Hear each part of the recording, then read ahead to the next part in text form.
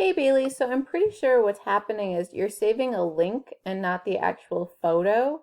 A couple kids have been having issues with that, so I just wanted to make you a quick video so you could see how to download the image.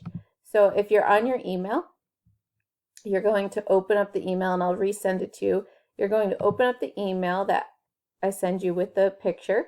If you hover your mouse over the picture, you're going to see two little icons.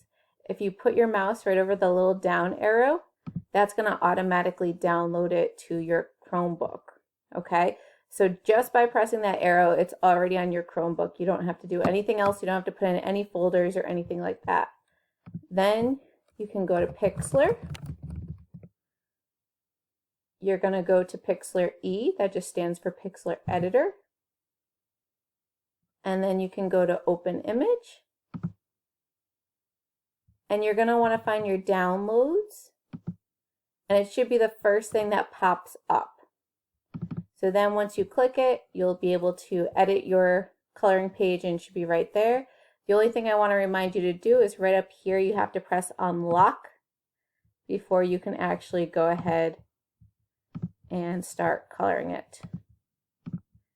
All right, so I hope that helps you. Let me know if that helps, okay?